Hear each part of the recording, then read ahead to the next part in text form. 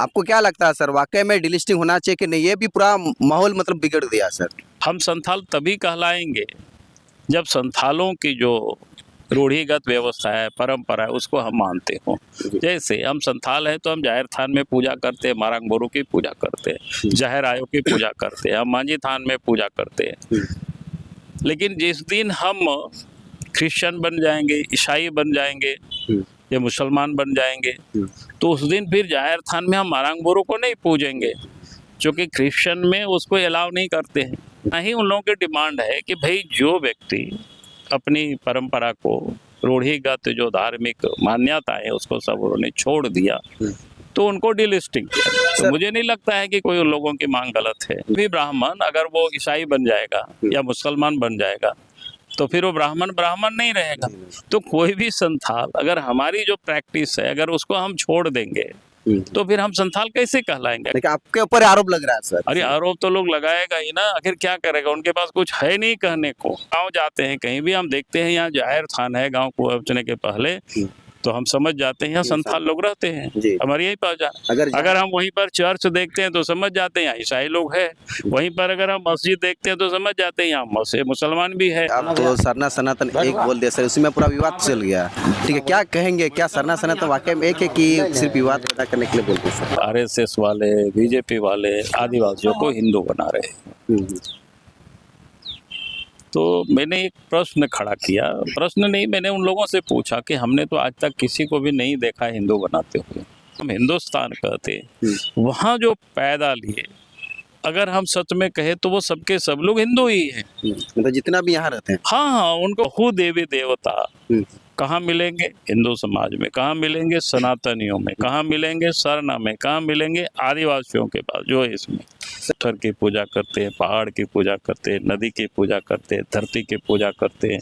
मतलब उस हिसाब से देखा जाए तो दोनों बराबर है। हाँ, तो इसलिए मैंने कहा कि भाई ये सब एक ही है। ये कहना कि भाई नहीं ये तो बीजेपी वाले, RSS वाले आदिवासियों को हिंदू बना रहा है, तो इस प्रकार की जो नैरेटिव जो गढ़ने का काम करता है, हम लेकिन हमको कहीं दिखावने कहाँ बना रहा है सर? तो अगर कोई किसी को बनाता है तो जैसे ईसाई लोग बनाता है, मुसलमान बनाता है, कि हिंदू तो कोई बनता ही नहीं है, यहाँ तो हिंदू पैदाइशी होते हैं।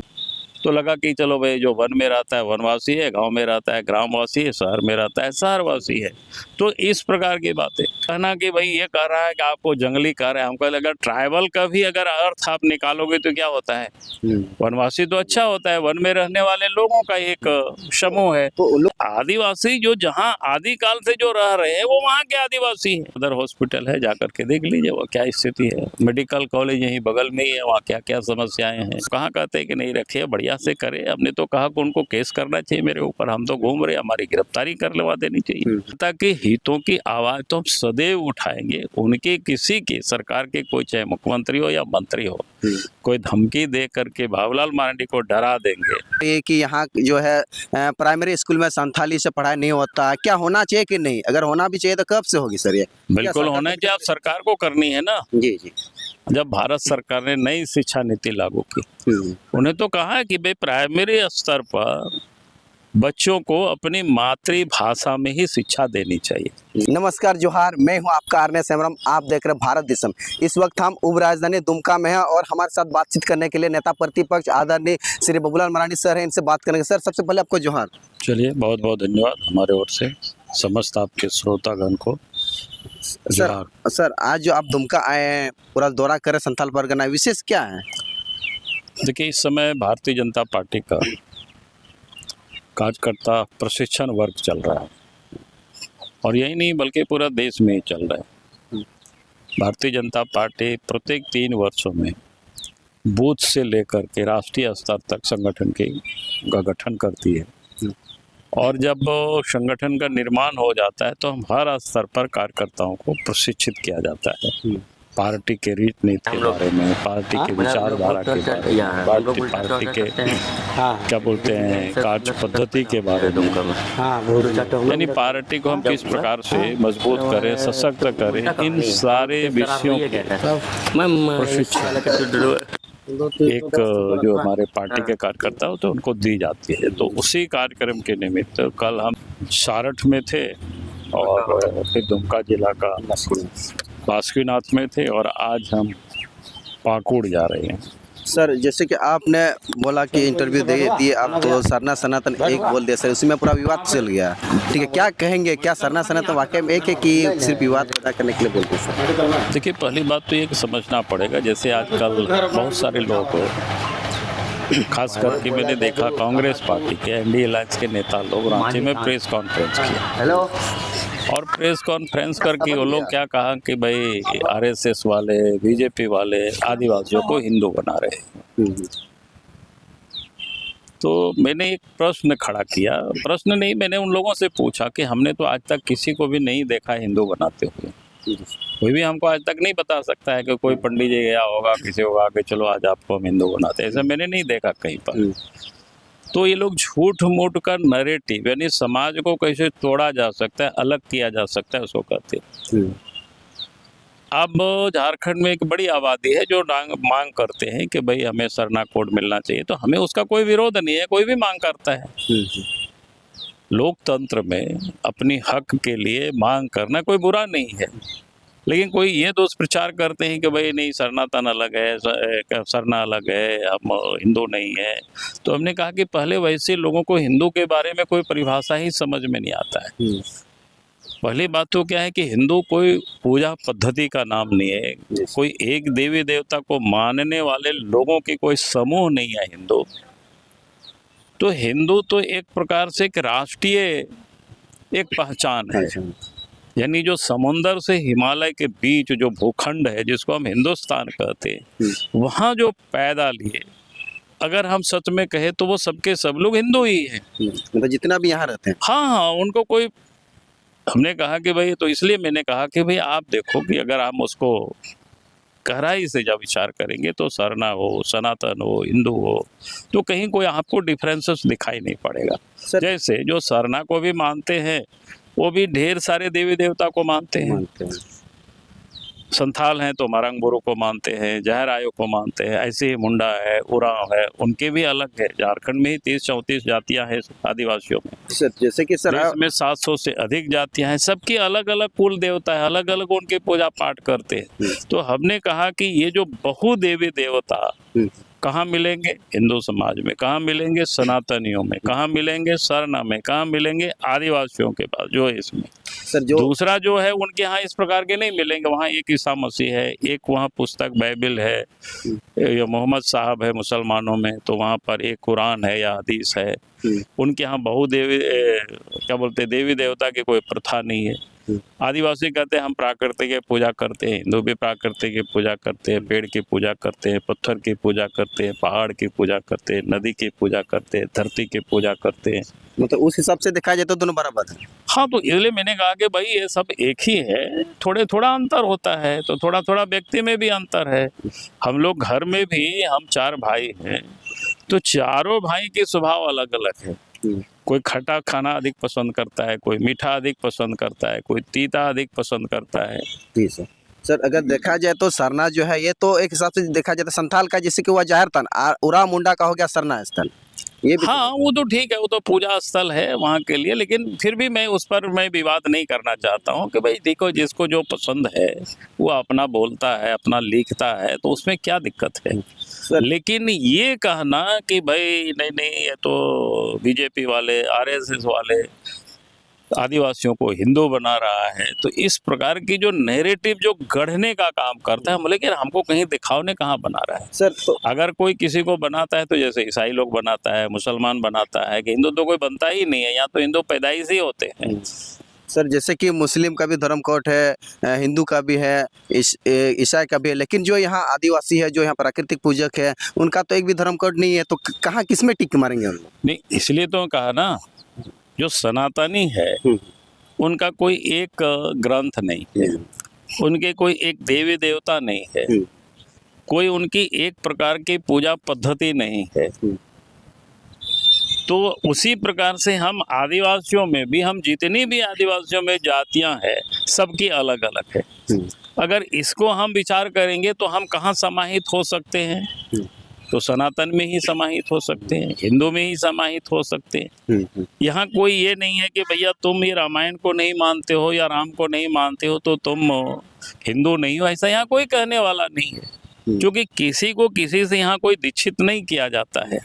जैसे कोई अगर मुसलमान के घर में बच्चे भी पैदा होते हैं तो उनको क्या करते हैं, कलमा पढ़ाया जाता है, तब वो मुसलमान होते हैं। या मुस्लिम होने के लिए उनको बताया जाता है कि कलमा पढ़ना, उनको सिखाया जाता है। ईसाई बनने के लिए भी उनको बपतिस्मा कराया जाता है, उसको बाइबल, उसको चर्च जाना, ये सब मैंडेटरी होता है। लेकिन जो संथाल है या आदिवासी है, उनको कोई मैंडेटरी नहीं है। ठीक है, हमारा जाहिर थान है, हमारा मांझी थान है, हम वहाँ जाते हैं, पूजा करते हैं, इच्छा हुआ जब जाते हैं, नहीं भी हुआ तब भी हम अपने आप को संथाल कहते हैं, जो कि हमारा फेथ उस पर है, मांझी थान पर है, जाहिर थान पर है, मारंग बुरु पर है। तो इसलिए हमने कहा कि भाई ये अगर हम देखते हैं तो समानता कहाँ दिखता है। जैसे हमने कहा कि बहुदेवी देवता कहाँ पर है, सनातनियों में है, कहाँ पर है, हिंदू समाज में है। दूसरा जगह ये नहीं है, दूसरा जगह हम समाहित ही नहीं हो सकते हैं। तो जैसे कि सर देखा जाए तो कांग्रेस और जेएमएम के जो भी लीडर है, जो भी उसमें जुड़े हुए हैं, उन लोग का कहना है कि यहाँ जो बीजेपी का सरकार नहीं है, इसलिए ताकि आने वाला 29 में यहाँ बीजेपी का सरकार बने और आदिवासी को लड़ा के और हिंदू मुस्लिम को लड़ा के, इसलिए ये बहुत बड़ा बीजेपी का एजेंडा है। देखिए, हम लोग कहाँ लड़ा रहे हैं भाई, लड़ाने का काम तो वो लोग कर रहे हैं, समाज को तो वो लोग बांट रहे हैं, वो लोग अलग कर रहे हैं। भारतीय जनता पार्टी ने तो कभी अलग नहीं किया।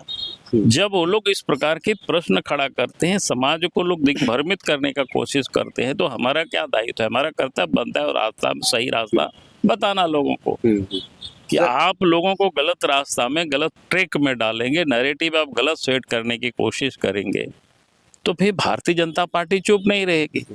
हम भी जनता को बताएंगे कि भाई ये वास्तविकता है, क्या है ये। सर जैसे कि दिल्ली में जनजाति सुरक्षा मंच के द्वारा एक प्रोग्राम किया गया था, जैसे कि 24 मई को, और उसमें तमाम भारत के जितना भी जनजाति समुदाय सब पहुंचे हुए थे लगभग। उसमें से जो गृह मंत्री अमित शाह पहुंचे हुए थे, और जैसे कि गृह मंत्री अमित शाह ने वनवासी शब्द यूज किए, इस शब्द को लेकर काफ़ी विवाद पैदा हो गया। क्या कहेंगे, क्या कि मैं समझता हूं, हम समझते हैं कि इसका कोई विवाद ही नहीं है इस पर। क्योंकि अगर आप देखेंगे तो वनवासी कल्याण आश्रम की 1951 में कहीं पर स्थापना हुई थी, कोई बाला साहब देश पांडे जी हुआ करते थे। मैंने उनका पूरा अतीत नहीं जानता हूँ। तो मेरा कहना है कि आज भी देश के अंदर में बहुत सारी जातियां हैं जो घुमांतु है जंगलों में। जैसे हम लोगों के यहाँ पे तो बिरहोर रहते थे जो घर द्वार नहीं है, ऐसे ही बहुत सारे देश के अंदर में कल्टीवेट खेती करना, कभी यहाँ रहा कभी वहाँ रहा, इस प्रकार की। तो भाई उन लोगों की सेवा के लिए काम बना। फिर करते करते जो वन क्षेत्र में जो रहता है, तो लगा कि चलो भाई जो वन में रहता है वनवासी है, गाँव में रहता है ग्रामवासी है, शहर में रहता है शहरवासी है।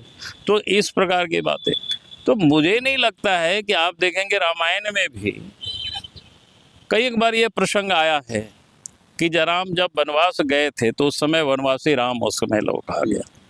तो इसीलिए ये इसको इस प्रकार से परिभाषित करना या अनावश्यक रूप से लोगों को ये कहना कि भाई ये कह रहा है कि आपको जंगली कह रहा है, हमको लगा ट्राइबल का भी अगर अर्थ आप निकालोगे तो क्या होता है, वनवासी तो अच्छा होता है, वन में रहने वाले लोगों का एक समूह है। तो लेकिन ट्राइबल का अगर उसको आप डिक्शनरी में देख लीजिए, उसका हिंदी क्या होता है। हम अपने को कहते हैं कि हम ट्राइबल हैं। और भारत की संविधान में अगर आप देखें तो उस समय संविधान वेताओं ने भी उसकी बहुत लड़ाई लड़ी, बहुत आवाज उसमें उठा, तो कोई संविधान में कहीं भी कोई आदिवासी शब्द नहीं मिलेगा। तो उन लोग का कहना है कि हम लोग आदिवासी है, तो फिर वनवासी को हम लोग को क्यों कहा, क्या हम लोग का कोई मान सम्मान नहीं है कि नहीं? 15 करोड़ यहाँ आदिवासी है, ट्राइबल, हम लोग का बेइज्जती हो रहा है। नहीं, मैं वही तो मैं कह रहा हूँ ना भाई, ये जो आप कह रहे हो इसका आधार क्या है। आदिवासी मतलब आदिकाल से जो रह रहे हैं, तो आदिकाल से रह रहे हैं उसका भी तो कोई प्रमाण होनी चाहिए ना। ये भी तो अंग्रेज ने उस समय फूट डालो राज करो की ये नीति अपनाया था, समाज को आर्य अनार दारवेड़ इस प्रकार के शब्दों का उन्होंने प्रयोग किया और इतिहास को उन्होंने लीक डाला। लेकिन वास्तव में अगर उसको आज अगर आपसे भी कहा जाए कि आप अपने को आदिवासी कहते हैं, उसका कुछ तो प्रमाण होगा जी, कुछ तो तथ्य होगा। भाई आदिवासी जो जहाँ आदिकाल से जो रह रहे हैं वो वहाँ के आदिवासी हैं। तो इसीलिए उसमें से बहुत बड़े समूह है। आज भी उन जो आदिवासी या जनजाति सूची में जो है, हमने कहा कि देश भर में जो सूची बनी हुई है लिपिबद्ध है, वो 700 से अधिक जातियां हैं। सबकी अलग अलग बोली है, अलग अलग भाषा है, अलग अलग देवी देवता है, अलग अलग रहन सहन है, अलग अलग जीवन पद्धति है, वो सब एक नहीं है। तो कहने का अर्थ है कि आदि का मतलब अनादिकाल से, और अनादिकाल से अगर आप देखेंगे, त्रेता में भगवान राम पैदा हुए थे कहाँ? अयोध्या में। द्वापर में भगवान कृष्ण पैदा लिए थे कहाँ पर? मथुरा में।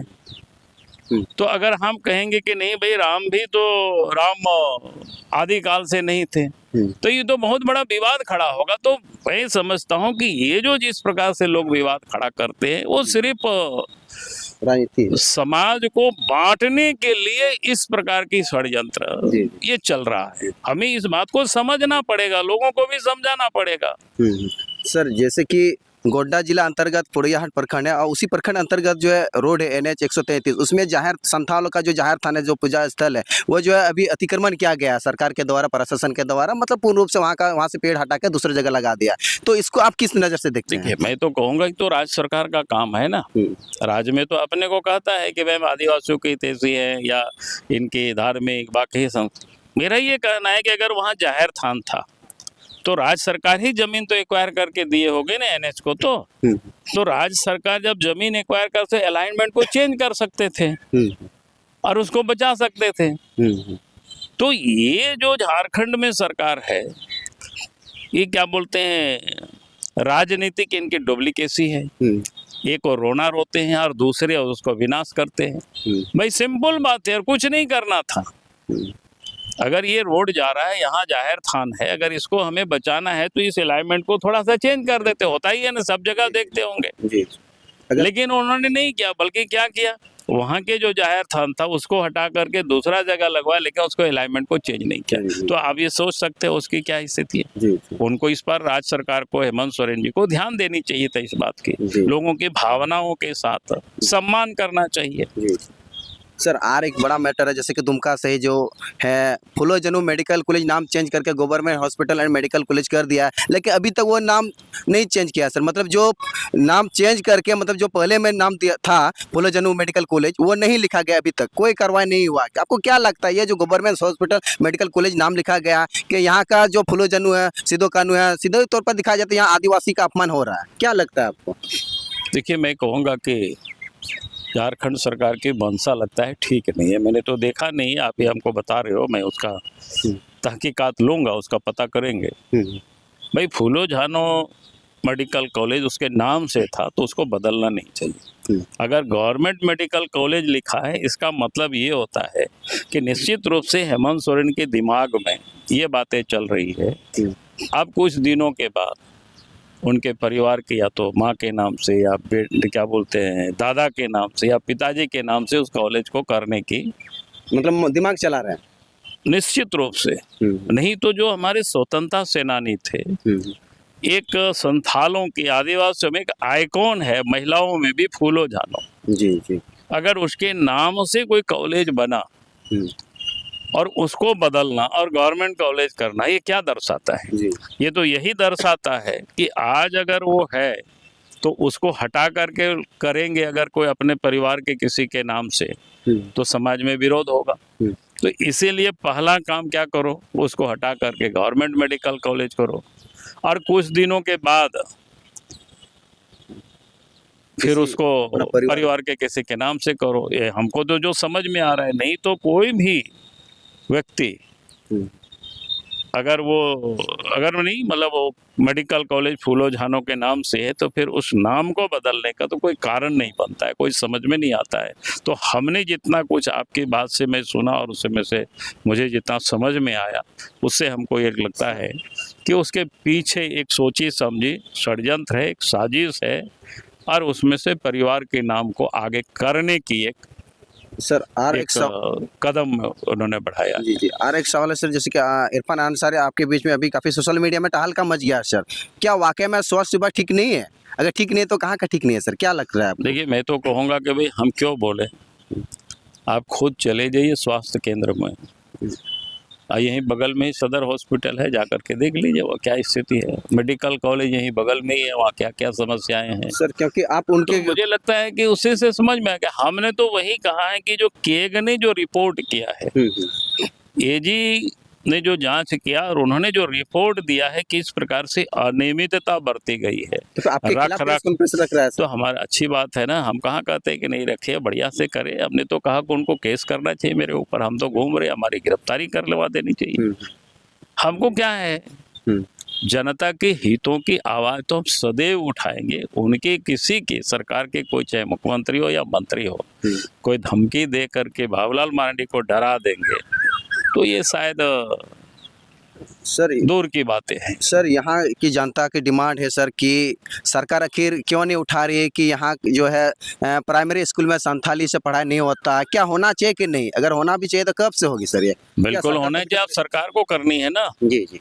जब भारत सरकार ने नई शिक्षा नीति लागू की, उन्हें तो कहा है कि भाई प्राइमरी स्तर पर बच्चों को अपनी मातृभाषा में ही शिक्षा देनी चाहिए। जी जी सर। ताकि वो जल्दी सीख सकेगा, जल्दी वो ग्रहण कर सकेगा। तो राज्य सरकार को इस बात को देखना चाहिए, जो क्षेत्र में जैसे कोई संथाली इलाका है वहाँ संथाल है, मुंडा इलाका है मुंडा है, वो इलाका वो है, उरांव इलाका उरांव है, तो इस प्रकार के प्राइमरी विद्यालयों में शिक्षकों की नियुक्ति करना चाहिए ताकि बच्चों को पढ़ने और पढ़ाने में सुविधा होगी कि जल्दी वो ग्रहण कर पाएंगे। और पुस्तकें भी हमें संथाली में, मुंडारी में, हो में सीखना चाहिए ताकि बच्चे वो अपनी भाषा को भी नहीं भूल सके और अपनी भाषा में शिक्षा ग्रहण करेंगे तो फिर तुरंत वो सीख पाएंगे, समझ पाएंगे, जान पाएंगे। सर तो सरकार को इस पर चिंता करनी चाहिए। और एक सवाल है सर, अगर यहाँ पर यूजीसी अगर लागू होती है तो यहाँ का ट्राइबल का क्या लाभ होगा, क्या हानि हो सकता है या किसका लाभ होगी इसमें? क्योंकि ये बहुत बड़ा इस चर्चा का विषय बना है सर। देखिए, यूजीसी के बारे में तो देश के प्रधानमंत्री और गृह मंत्री ने भी खुल करके पार्लियामेंट में भी कहा है, जहाँ कहीं भी वहाँ भी उन्होंने बोला है। और आज भी जहाँ यूजीसी लागू हुआ है, जैसे उत्तराखंड में लागू हुआ, उसी प्रकार से आसाम में लागू हुआ, गुजरात में हुआ, तो ट्राइबल को उसमें से एग्जाम्ड कर दिया गया है, उसको अलग रखा गया है कि उनके ऊपर वो लागू नहीं होगी। जी सर, जैसे कि अगर देखा जाए तो वहाँ दिल्ली में जो सभा हुई थी वहाँ भी खुलेआम बोल दे कि ट्राइबल के ऊपर, जनजाति के ऊपर ये कानून जो है लागू नहीं होगी। हाँ, वो तो खुलेआम वहाँ भी हमने सुना है उनके भाषण को, और कई जगहों पर उनके भाषण को सुना। और उससे बढ़िया क्या है कि अभी तो उदाहरण है ना, असम में यूजीसी लागू हो गया, विधानसभा से पास हो गया, पारित हो गया, गुजरात में हो गया, उत्तराखंड में हो गया, गोवा में पहले से ही है। गोवा में तो पहले की जमानत से, लेकिन अभी जो लेटेस्ट बीजेपी सरकार ने लाई है तो उसको एग्जाम रखा गया है। इसलिए कोई आदिवासी समाज को कोई डरने की जरूरत नहीं है। जी सर, क्या आपको क्या लगता है सर, वाकई में डिलिस्टिंग होना चाहिए कि नहीं? ये भी पूरा माहौल मतलब बिगड़ दिया सर। डिलिस्टिंग अगर होना भी है तो किसका होगा जब लिस्ट ही नहीं हुआ, तो क्या कहेंगे आप? देखिए, मैं ये कह रहा हूँ कि वो लोगों ने इतना ही आंदोलन करे, हमसे भी लोग मिलते रहते हैं। जी जी। हमको भी लोगों ने निमंत्रण दिया था कि दिल्ली आने के लिए, लेकिन हम नहीं जा सके, हमारा अपना कार्यक्रम था, व्यस्तता थी। तो इन लोगों का कहना है कि भाई जो भी व्यक्ति अपनी जाति की जो व्यवस्था होती है या संस्कृति होती है, परंपराएं होते हैं, उनके जो इष्ट देव है, ऐसे सारे जिसको अगर जिन्होंने छोड़ दिया, फिर उनको उस जाति से, यानी उस जाति के उनको सर्टिफिकेट नहीं मिलना चाहिए। तो मुझे नहीं लगता है इसमें से कोई उन लोगों की डिमांड कोई गलत है। तो मतलब जो कि मैं इसलिए कह रहा हूँ, जैसे हम संथाल हैं, हम संथाल तभी कहलाएंगे जब संथालों की जो रूढ़िगत व्यवस्था है, परंपरा है, उसको हम मानते हो। जैसे हम संथाल हैं तो हम जाहिर थान में पूजा करते हैं, मारंग बोरू की पूजा करते हैं, जाहिर आयो की पूजा करते हैं, हम मांझी थान में पूजा करते हैं। लेकिन जिस दिन हम क्रिश्चियन बन जाएंगे, ईसाई बन जाएंगे या मुसलमान बन जाएंगे, तो उस दिन फिर जाहिर थान में हम मारंग बोरू को नहीं पूजेंगे, क्योंकि क्रिश्चियन में उसको अलाउ नहीं करते हैं। जिस दिन हम मुसलमान बन जाएंगे उस दिन हमको मारंग बोरो में या जाहिर आयो की हम पूजा नहीं करेंगे, तो फिर हम संथाल नहीं रहे ना। तो इतना ही उन लोगों की डिमांड है कि भाई जो व्यक्ति अपनी परंपरा को, रूढ़िगत जो धार्मिक मान्यता है, उसको सब उन्होंने छोड़ दिया तो उनको डिलिस्टिंग किया। तो मुझे नहीं लगता है कि कोई उन लोगों की मांग गलत है। जी जी। और सरकार को इस पर विचार करनी चाहिए। सर, अगर देखा जाए तो उन लोग का कहना है कि कहीं संविधान में तो नहीं लिखा है। अगर देखा जाए तो संविधान में तो ये लिखा है कि अनुच्छेद 342 ये कहते हैं कि आप अगर एसटी हैं तो आप कोई भी धर्म मान सकते हैं। अगर ये नियम को अगर चेंज कर सकती है तो ये संसद के द्वारा ही हो सकती है। नहीं, मैं ये कह रहा हूँ ना कि भाई मेरा कहना है कि अगर आप कोई भी धर्म को मान सकते हो, उसमें कहाँ दिक्कत है। जाति तो कोई भी होंगे, उस जाति की व्यवस्था की जो प्रैक्टिस जो करता है वही उस जाति में रहता है। अगर तुम समझो इस प्रकार से, कोई ब्राह्मण है, कोई राजपूत है, अगर वो ईसाई बन जाते हैं या मुसलमान बन जाते हैं तो क्या वो ब्राह्मण रह जाएंगे? यानी उनका जो प्रैक्टिस है, जनेऊ करना, उनकी जो पूजा पाठ करना, उनकी कुल देवी देवता को मानना, यानी वो छोड़ देते हैं। फिर ईसा मसीह को मानेंगे या मोहम्मद साहब को मानेंगे या अल्लाह को मानेंगे। यानी कि जो उनको पहले व्यवस्था मिलता था वो बाद में नहीं मिलेगी। हाँ, इसके अपने यहाँ पे देखो ना भाई, कोई भी ब्राह्मण अगर वो ईसाई बन जाएगा या मुसलमान बन जाएगा तो फिर वो ब्राह्मण नहीं रहेगा। तो कोई भी संथाल अगर हमारी जो प्रैक्टिस है अगर उसको हम छोड़ देंगे तो फिर हम संथाल कैसे कहलाएंगे? आखिर कुछ तो होना चाहिए ना। जैसे हम लोग बचपन में लेख लिखते थे कि लिखाया जाता था गाय पर लिखो, तो क्या लिखते थे? गाय 4 पैर होते हैं, उनका पूंछ होता है, उसका सींग होता है, ऐसा कान होता है, गाय सफ़ेद भी होता है। अगर आपको कहा जाए संथाल पर लेख लिखो तो क्या लिखोगे? जो संथाल का जो परंपरा है, रीति संथाल का परंपरा वही लिखोगे ना। जी जी। इसका मतलब क्या है? जो संथाल की जो रीत नीत है, जन्म से लेकर के मृत्यु तक जो संस्कार है, यही आप लिखोगे। माने ये संस्कार को मानने वाले, इस देवी देवता को पूजने वाले, ये देवस्थल को पूजने वाले संथाल है। जी जी। जहाँ भी आज भी अगर आप देखेंगे कहीं जाहिर थान आपको मिलेगा तो देख करके लगता है नहीं ये संथालों के गांव है।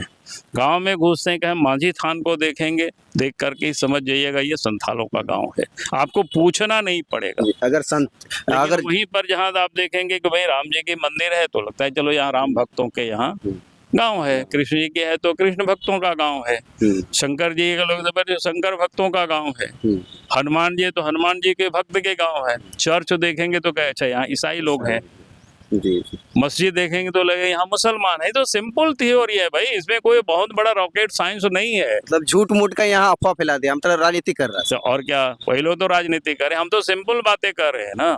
लेकिन आपके ऊपर आरोप लग रहा है सर। अरे आरोप तो लोग लगाएगा ही ना, आखिर क्या करेगा, उनके पास कुछ है नहीं कहने को। जी। हम तो कहते हैं अगर वो लोग जो आरोप लगाते हैं उनको बोलो कि अपने जाति के बारे में एक लेख लिखे और बतावे। हम तो आपको बताए ना, गांव में भी अगर हम गांव जाते हैं कहीं भी हम देखते हैं यहाँ जाहिर थान है गांव को पहुंचने के पहले, तो हम समझ जाते हैं यहाँ संथाल लोग रहते हैं, हमारी यही पहचान। अगर हम वहीं पर चर्च देखते हैं तो समझ जाते हैं यहाँ ईसाई लोग हैं। वहीं पर अगर हम मस्जिद देखते हैं तो समझ जाते हैं यहाँ मुसलमान भी है।